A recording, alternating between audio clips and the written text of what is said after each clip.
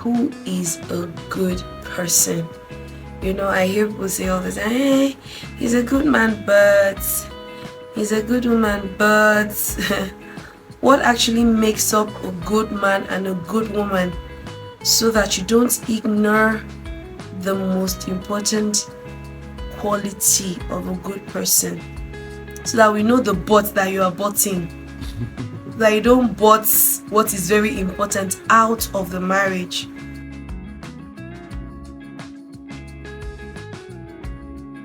Hi, hello everyone, good to have you back here.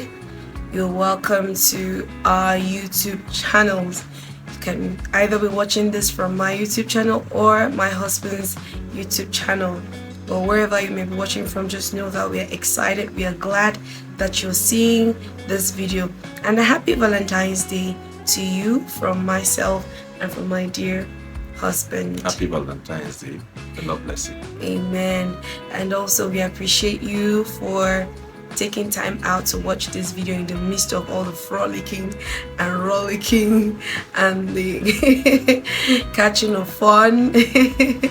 We are so excited. We have a whole lot to share with you today, from the scriptures, from our experiences. We're going to tell you our story about how we met, and so many things packed for you in this video.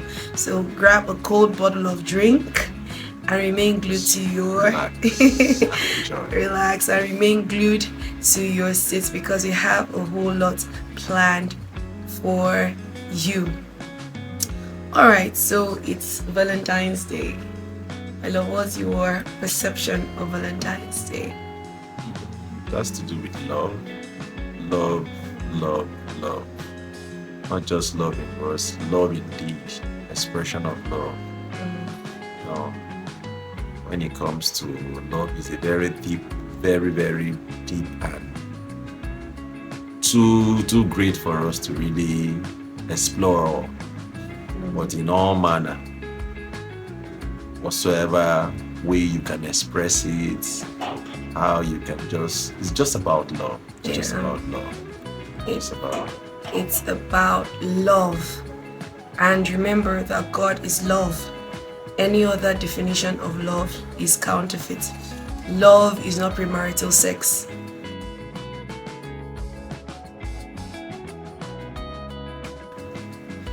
So I and my husband have been married for 8 years, going to 9 years now, and we would like to give you a snippet into how we met. I'm going to let him do the talking right now. Actually, before I met my wife, I've been looking for love everywhere. I've been looking for love everywhere. I just told myself at a particular point in my life, I want to get married. And it took me 7 years to actually finally meet my wife. So just imagine what I was doing before I met her in those 7 years. I was out there looking for love, praying for love, wishing for love, working for love, Yeah. So I wanted to actually marry someone that is going at the same direction. It was something I was looking for.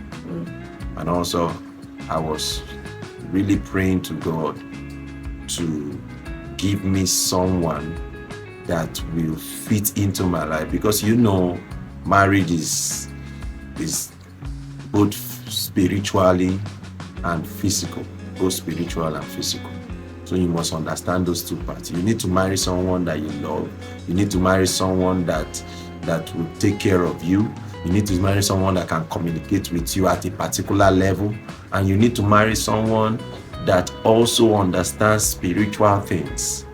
You understand? Prayers can cook for you. Prayers can clean the house for you. You understand? So it's a lot of searching, and not just searching for a combination of what you need. The chemistry, the courses. When you're studying medicine, the courses, you don't just go straight and study medicine. You just have to put things together. So that was what I was just looking for and praying to God. Actually, you cannot even get all. You just look for maybe about 70%, and then you begin to work on the person, especially if the person has a teachable spirit. And finally, my search ended when I met her. So was I 70% to you? Actually, when I met my wife, I was looking for 50%. I was looking for 50%, but she was actually 98%. What happened to the remaining 2%? I had to create it. I decided to do something. All right. So that's on the lighter side. So basically, you have to look for somebody that complements you, and somebody that you connect with, and somebody that fits into you spiritually and physically. Those are very deep words of wisdom. It's not a hard and fast rule to success in marriage, which we are going to talk about later. It's not a hard and fast rule, but they are just guidelines for you that is searching for love.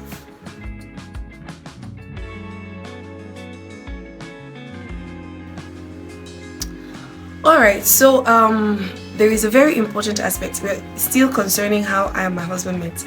There is something really important that I would love us to talk about, and it's attraction. You know, people always talk about attraction. I'm not attracted to him, I'm not this, I'm not attracted to her, she doesn't meet my standards physically, and all those things. When I talk about attraction, I mean physical attraction.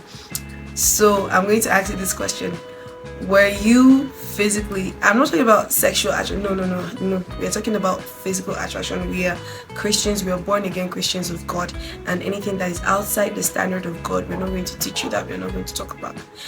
We're talking about physical attraction. Do you like the way this person looks? Do you like the way this person carries himself or herself? So were you physically attracted to me? Do you like the person's physical features? Is the person beautiful to you? Is the person handsome to you? So were you physically attracted to me when we first met? Okay, let me say this quickly. You can like everyone because we are commanded to love everyone. We are not supposed to hate anyone, no matter their looks. But liking someone to marry the person is different. Very different from liking everyone. Yeah. As commanded by God. Yeah. We are created fearfully, beautifully, but the truth is this: God has created us in such a way that there are things we want. God has created us and given us the ability to make choices. What I want may not be what you want. So when it comes to marriage, you cannot marry everyone. You must get particular things that will attract you to someone, and it may be different for you. I just got to a point when I was trusting God to find my spouse, find my wife, that I just needed someone that would drive life more than the physical look. My wife is such a beautiful woman. So I just needed, but you know, I've just been thinking about it. It feels like you're trying to run away from this question. I've been thinking about it.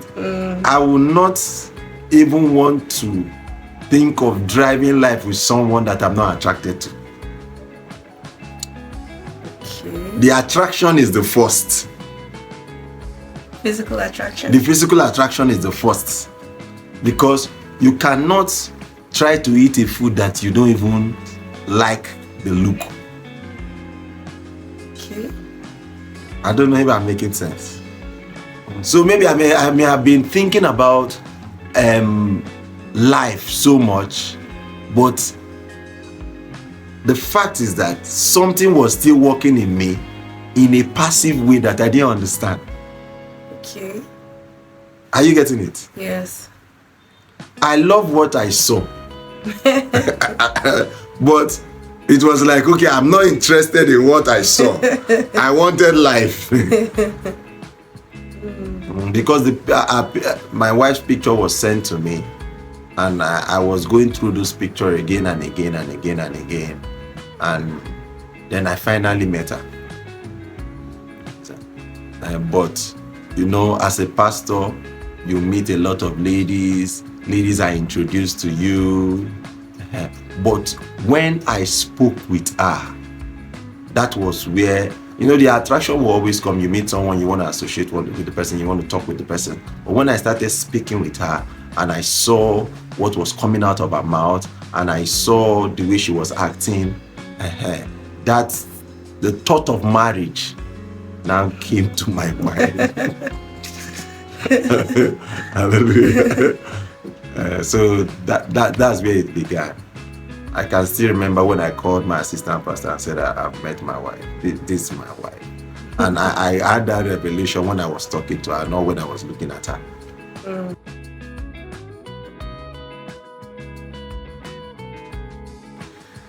All right, so I know you'd love to hear more about the backstory of our marriage and our relationship. We're going to have that subsequently in our videos on our channels. But for today, we are going to dive straight into the topic for the day. Why good people don't have good marriages. Why don't good people necessarily have good marriages? Now, I read from Gary Chapman's book, The 4 Seasons of Marriage. The statistics, it might have changed by now. I feel like it would have gone up by now. Statistics of failed marriages, of divorce, is 1 out of 2. That simply means that out of 100% to 50% of marriages is likely to fail. That's a lot to take in. So if you're rushing to get into marriage, just know that if you are not properly prepared, you might find yourself where you don't understand. So preparation is very important. Acquisition of knowledge is very important. And a lot of people, that's what they don't want to do. They want to jump the gun. They just want to meet somebody and marry the person tomorrow. You invest into education, you invest into your health, you invest into every other thing. But you don't invest into marriage, which is one of the biggest decisions that you're going to make. And if you're already married, no matter where you are in your marriage right now, there is always room for improvement.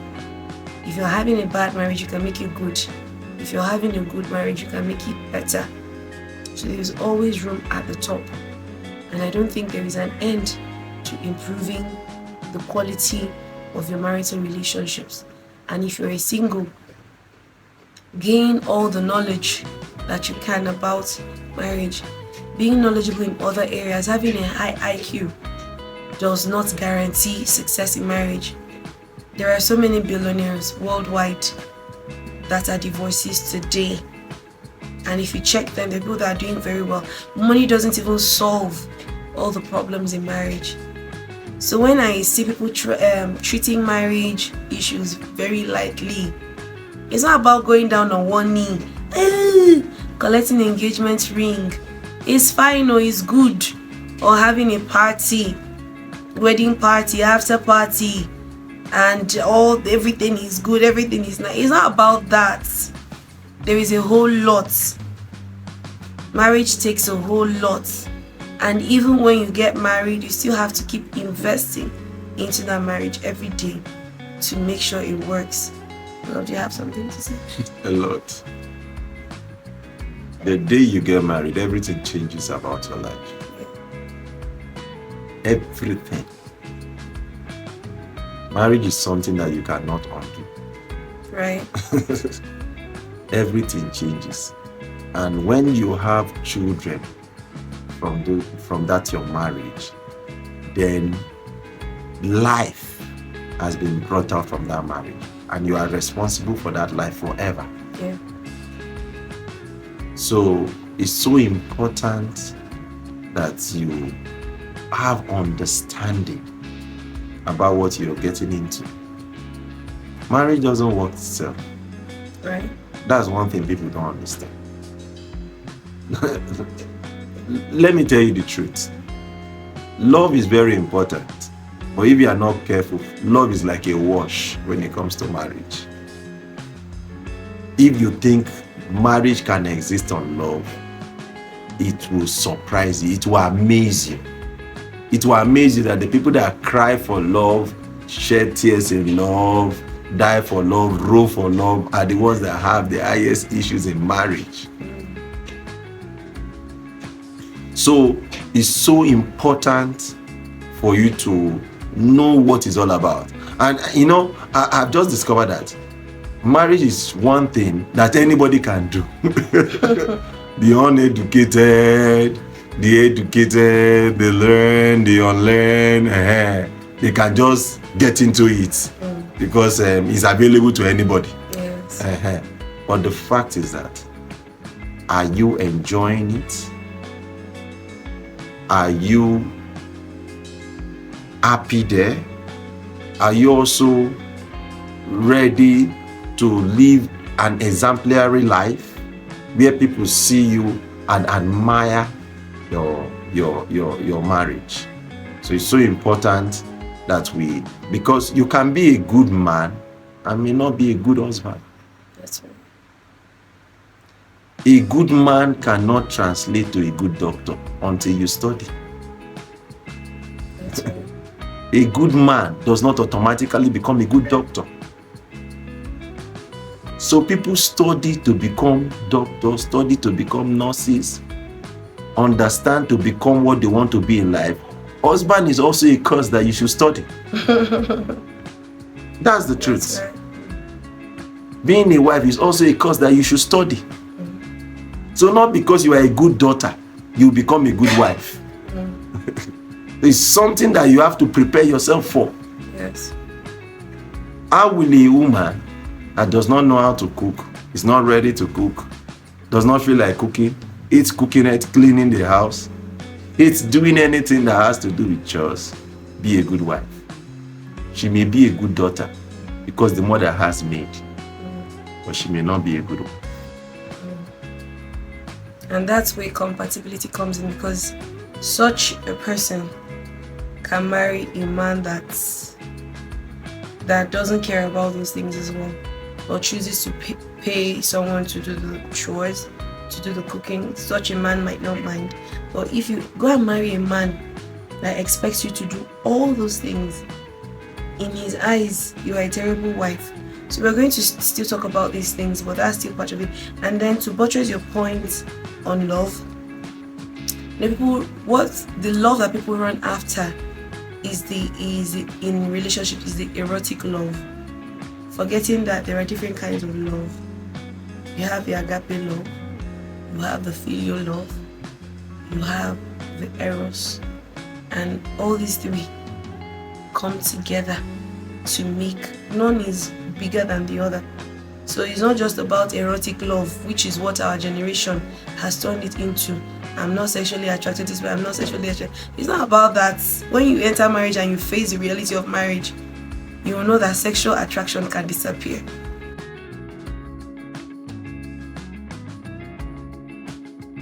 Who is a good person?